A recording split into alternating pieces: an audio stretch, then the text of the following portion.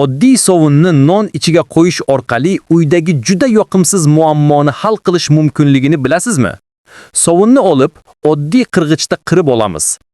Sovun ko'p kerak emas, taxminan 2 osh qoshiq. Ustiga 1 osh qoshiq tish pastasi va 2 choy qoshiq oddiy shakar qo'shamiz. Hammasini yaxshilab aralashtiramiz.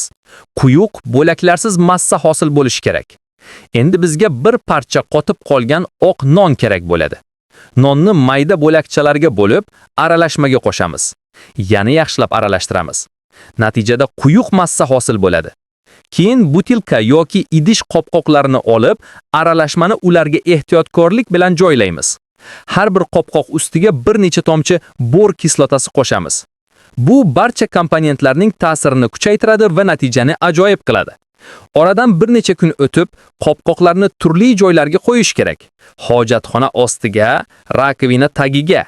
Diqqat, bu aralashma kuchli vositaga aylanadi. Tarakanlar va kalamushlarga qarshi.